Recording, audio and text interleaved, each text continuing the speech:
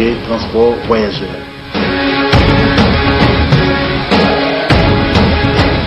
STM, une nouvelle façon de voyager.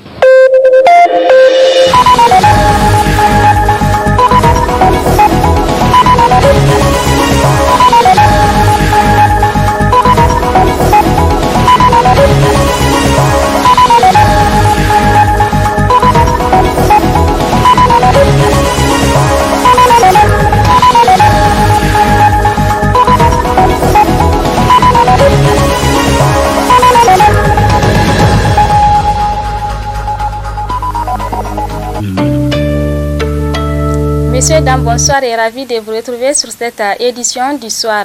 Édition que nous débutons avec la commémoration ce jour à 13 mai 2020 de la 29e édition de la Journée nationale de la femme nigérienne.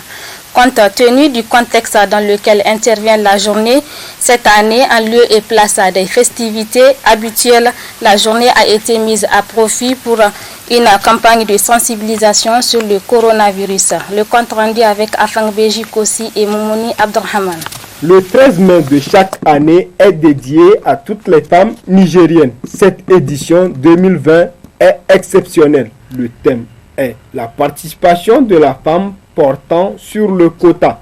Cependant, compte tenu des enjeux sanitaires dus au coronavirus, le ministère en charge de la promotion de la femme et de la protection de l'enfant a décidé et souhaité consacrer cette journée pour mener une campagne de sensibilisation contre le Covid-19 en faveur des femmes. La fête de 13 mai, 29e édition, ne se fête pas comme à l'accoutumée. Nous nous limitons tout simplement à déclarer la guerre à cette pandémie, et la guerre que nous déclarons va dans le cadre de la sensibilisation d'abord des couches vulnérables et ensuite faire la distribution des masques et du savon.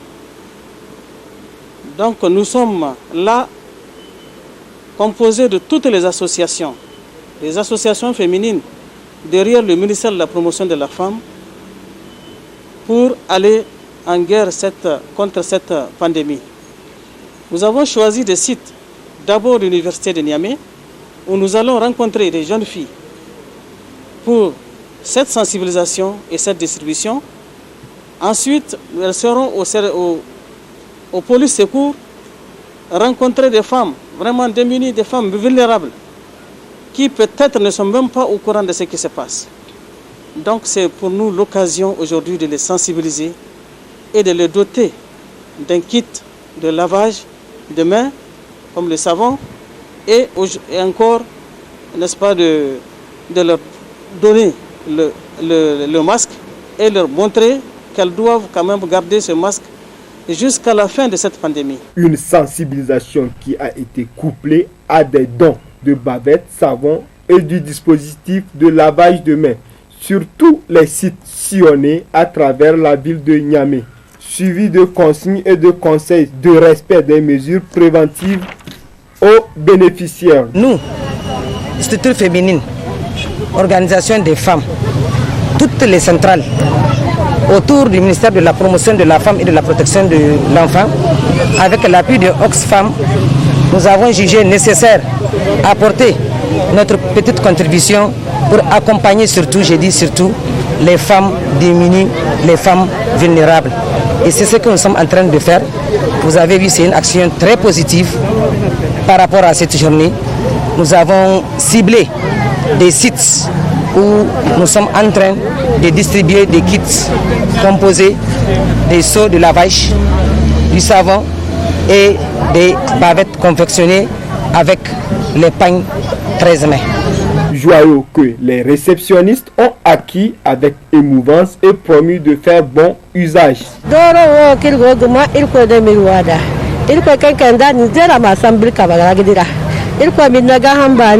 amir bande boy na gahan bani il go gi sabu bora kan kan disse ga gi sina il ko ma da lomar À l'occasion de cette cérémonie, les femmes leaders promettent un avenir rassurant à la gente féminine et ont promis d'œuvrer sans relâche partout où besoin sera afin de créer un environnement et une autonomie confortable à la femme nigérienne. La journée nationale de la femme est célébrée ce jour à 13 mai 2020. À cette occasion, l'ONG Femmes Action et Développement FAD a dressé le bilan des réalisations à son actif tout au long de l'année 2019.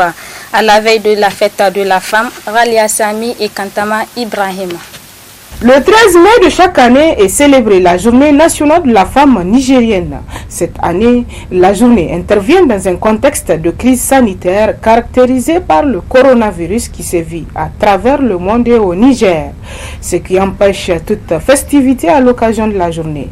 L'ONG FAD a saisi l'occasion à cette veille de la journée pour dresser un bilan des activités qu'elle a menées durant l'année dans ses différents domaines d'intervention.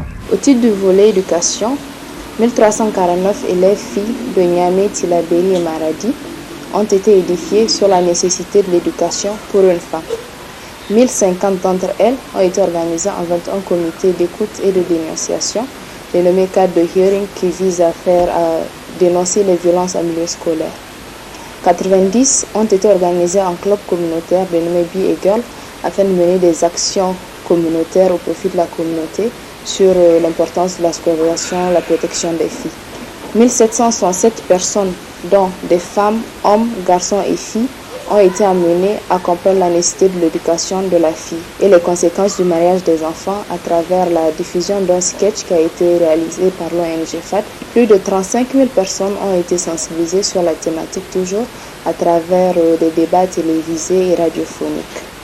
Au titre de son deuxième volet, qui est celui de la gouvernance, 45 femmes futures candidates d'Ottawa, Tillabéri, Zender, Niamey et Dosso, issues de cette partie politique de la majorité de l'opposition, maîtrisent parfaitement les tests juridiques en faveur de la femme, la communication politique et la préparation de campagnes électorales efficaces afin d'être prêtes en vue des prochaines élections.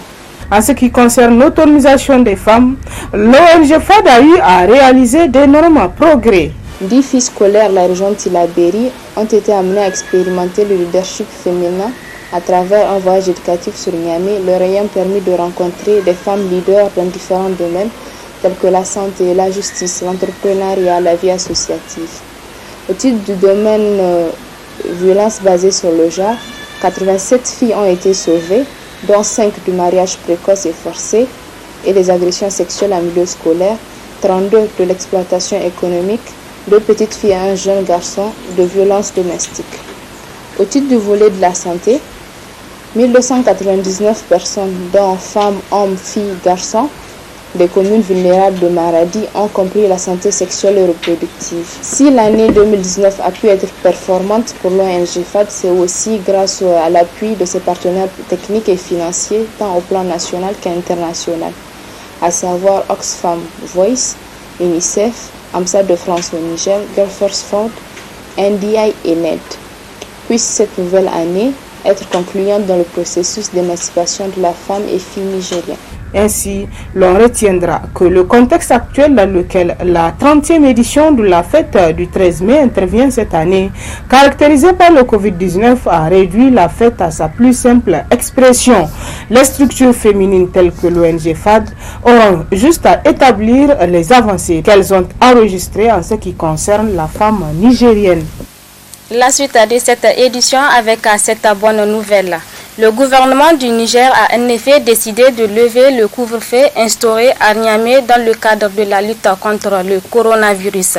Les lieux de culte aussi sont désormais accessibles aux citoyens, a annoncé hier le ministre porte-parole du gouvernement. Suivons ensemble ce commentaire de Ralia Sami. Le gouvernement, sur proposition des chefs religieux, après consultation du comité d'experts Covid-19 et au vu de la tendance favorable de l'évolution de la maladie à Covid-19, décide de la réouverture des lieux de culte à compter du mercredi 13 mai 2020 sur toute l'étendue du territoire national.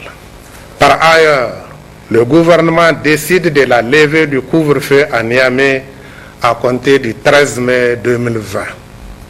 Toutefois, en cas de détérioration de la situation en lien avec la réouverture des lieux de culte, le gouvernement se réserve le droit de reconsidérer cette décision. Fini le confinement de 21h à Niamey à partir de ce jour 13 mai 2020. En effet, le couvre-feu instauré à Niamey dans le cadre de la lutte contre le coronavirus ne tient plus d'actualité. Les fidèles religieux aussi peuvent désormais regagner leur lieu de culte pour effectuer leurs prières de manière collective. Ainsi en a décidé le gouvernement sur proposition des chefs religieux et après consultation du comité d'experts Covid-19 et au vu surtout de la tendance favorable de l'évolution de la maladie à coronavirus enregistrée ces derniers temps. Cependant, les citoyens sont appelés à observer scrupuleusement certaines mesures barrières dont le lavage des mains, la distanciation et autres afin de maintenir le cap de la tendance favorable enregistrée jusque-là dans le cadre de la lutte contre cette maladie. D'ores et déjà, l'on peut constater à ce jour un peu partout que les différentes mosquées de la ville de Niamey ont été prises d'assaut par les fidèles musulmans au grand bonheur des citoyens. Le président de la délégation spéciale de la ville de Niamey, Mokhtar Mahmoudou, a procédé aussi ce matin à une opération de désinfection des différents lieux de culte. Amadou Harouna et Kantama Ibrahim. Juste après la ouverture des lieux de culte, le président de la délégation spéciale de la ville de Niamey se rendit à la grande mosquée de Niamey pour procéder à la désinfection des lieux.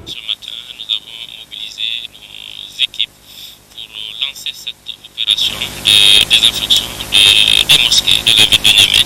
Nous allons commencer par la grande mosquée, mais nous avons aussi organisé cette opération sous forme de 5 brigades dans les 5 arrondissements. Nous avons aussi d'autres petites mosquées dont les prières s'y tiennent, où il y a des regroupements importants. Pour cela, nous allons leur demander surtout de s'adresser au niveau des services d'hygiène des arrondissements et nous allons déployer nos équipes pour désinfecter ces lieux. Faut-il aussi veiller dans les mosquées au respect de certaines mesures?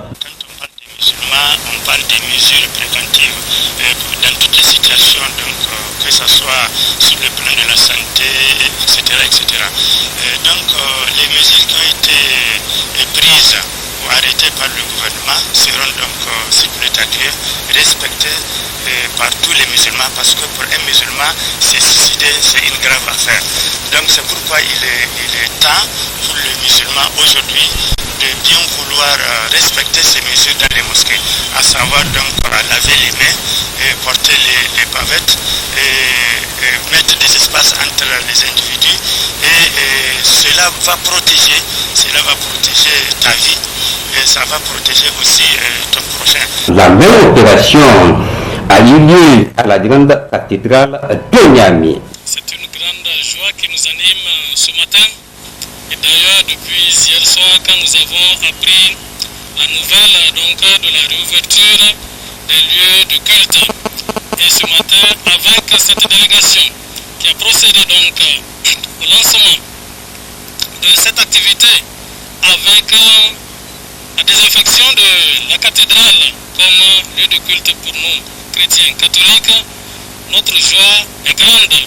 Nous sommes très reconnaissants d'avoir ciblé ce lieu de culte pour cette opération de désinfection. Pour nous continuons dans la même logique comme depuis au départ, quand il y a eu la nouvelle de cette pandémie ici au Niger. Nous allons continuer de sensibiliser nos chrétiens, nos fidèles, pour que les mesures de distanciation soient réellement observées afin de minimiser toujours les risques, parce que nous sommes très conscients que la maladie n'est pas finie totalement. Alors nous allons continuer avec les autres mesures pour que justement tout se passe selon les normes édictées par les autorités sanitaires et les autorités de ce pays. Il faut préciser que cette opération de désinfection a été appuyé par le ministère de la Santé publique. La cellule à communication du comité interministériel chargé de la riposte à la pandémie du Covid-19 a animé hier matin une conférence de presse. Il s'agit pour la dite cellule de faire le point sur la situation au stade actuel de la pandémie dans notre pays.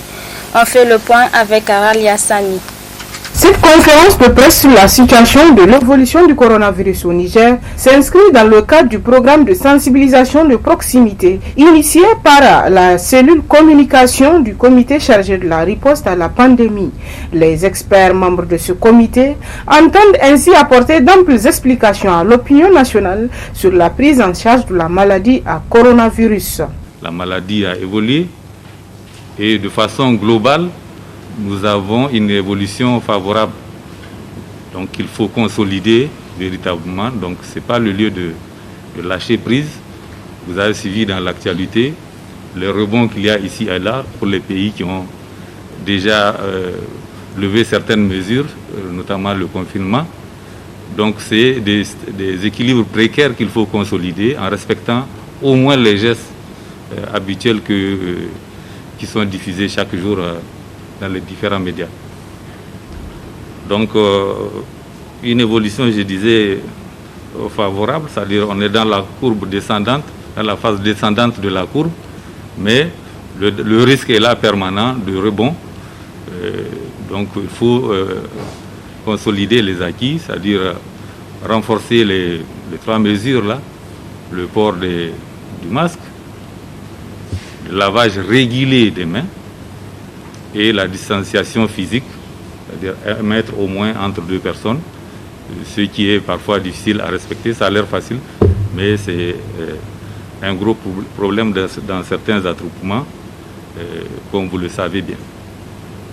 Alors, il y a bien sûr certaines conjonctions de circonstances qui font que une région particulière, notamment Zender, à quelques cas un peu anormalement plus élevés du fait de la proximité avec un voisin qui a des cas très importants et donc sur lesquels il ne faut pas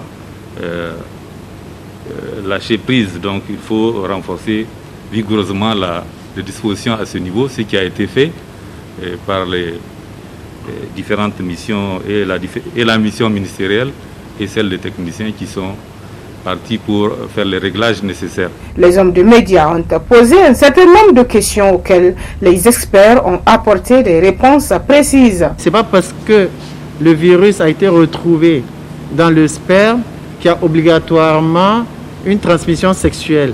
Il vous a dit pourquoi.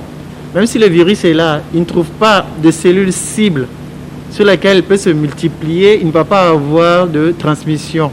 D'accord ? Donc c'est pour ça que c'était important qu'on vous le dise. Et là, ce sont des résultats préliminaires. C'est un constat. À partir de ce constat, on dit, faites attention tout simplement, mais ça ne veut pas dire qu'il y a obligatoirement une transmission sexuelle. Il faut d'autres données pour pouvoir dire qu'il y a une transmission sexuelle ou pas. On a parlé des gestes barrières dans la communauté. Mais il faut savoir qu'il y a une frange de la société qui est un peu plus exposée que tout le monde, c'est le personnel de santé dont on ne parle pas souvent. C'est le personnel qui est en première ligne vis-à-vis de la maladie. C'est eux qui sont amenés à prendre en charge les patients infectés et les patients suspects. Surtout pour les patients suspects, quand un patient suspect vient, au début, on ne sait pas si elle est malade ou pas. Donc il est important de prendre des précautions pour tout patient dans les centres de santé.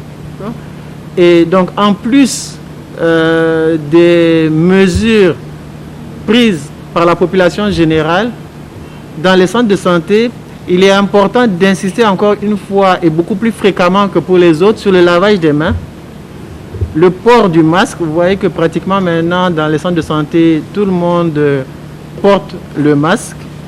Et il y a des mesures qui sont spécifiques lorsqu'on va en contact avec quelqu'un qui est suspect ou quelqu'un qui est atteint par la maladie. C'est notamment le port des gants et le port de ce qu'on appelle des équipements de protection individuelle. Avec cette campagne de sensibilisation de proximité engagée par le comité chargé de la riposte à la pandémie, l'on peut dire que les Nigériens seront en mesure de mieux cerner cette question de Covid-19 qui constitue pour l'heure la préoccupation majeure. Toute chose qui permettra de mieux se protéger contre la maladie et au-delà, la booster hors de nos frontières. Autre aspect dans cette édition avec le début ce matin au groupe de presse Tambara de la 10e édition du concours de lecture et de mémorisation du Saint-Coran Musabaka avec toutes les dispositions nécessaires pour ce contexte particulier de crise sanitaire. Le reportage est signé Sharifatou Suleiman et Ibrahim Kantama. Voilà 10 ans de cela que le groupe de presse Tambara organise chaque mois de Ramadan le concours de lecture et de mémorisation du Saint-Coran Musabaka pour les jeunes musulmans. Cette année 2020, malgré cette pandémie du Covid-19, le groupe de presse Tambara a tenu à organiser le dit concours. Mais dans quelles conditions? L'organisation de Musabaka a pour objectif, premièrement, valoriser la lecture du Saint-Coran et encore promouvoir la lecture du Saint-Coran. Ensuite, on a d'autres objectifs comme la coopération dans la bienfaisance et l'entraide. Et ensuite, on peut citer d'autres et encourager même la population à aimer le Coran et les jeunes à les encourager encore à aimer le Coran et à aimer les lecteurs du Coran. Donc, selon le contexte, il y a des mesures qui ont été prises par rapport à l'organisation de ce concours du Saint-Coran en ce moment de la pandémie Covid-19. Des mesures comme le port des bavettes pour les lecteurs et même les membres du jury. Il y a encore, avant même de rentrer, chaque enfant, avant de rentrer, il doit laver ses mains avant de rentrer dans la salle. Et il y a des mesures qui sont prises encore à la distance d'un mètre qui est respectée dans la studio. L'appel qu'on doit lancer, c'est à la population d'aider ces jeunes lecteurs-là, comme la télé a aidé, a mis son temps pour donner le temps pour la lecture du Saint-Coran. Maintenant, il reste à la population de concourir à la bonne coopération comme le Coran nous insiste à faire. Ta'awanu alal birri wa taqwa, intéressez-vous dans la bienfaisance et la piété. En dépit de quelques difficultés rencontrées, tout s'est bien déroulé pour cette première journée de la 10e édition de la Musabaka Tambara. Pour la bonne réussite de cette édition, les jeunes musulmans sont appelés à respecter les différentes mesures barrières contre le coronavirus. Par ailleurs, les autorités sanitaires et les partenaires techniques et financiers étaient à Zander. Nos confrères de la télévision Gaskia nous en parlent dans ce reportage.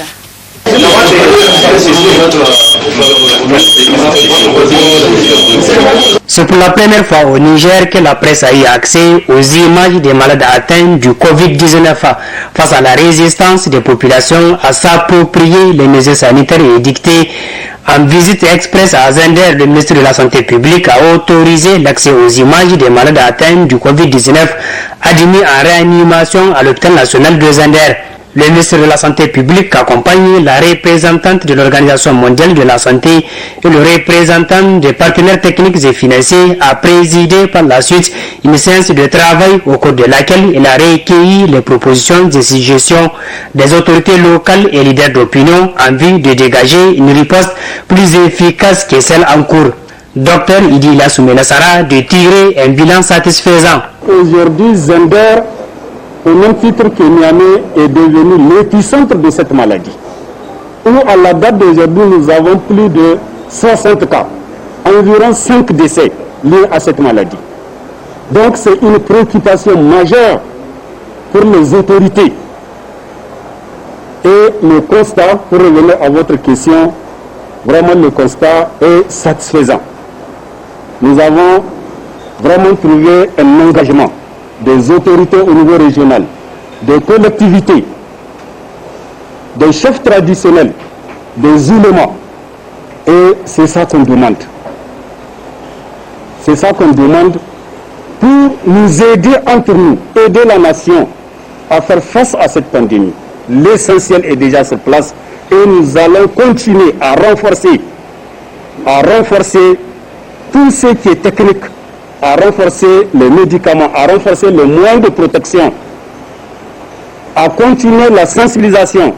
En tout cas, je prends acte de la recommandation faite par le sultan des Inders, la recommandation faite par Malam, par le président du conseil de ville et par le président du conseil régional.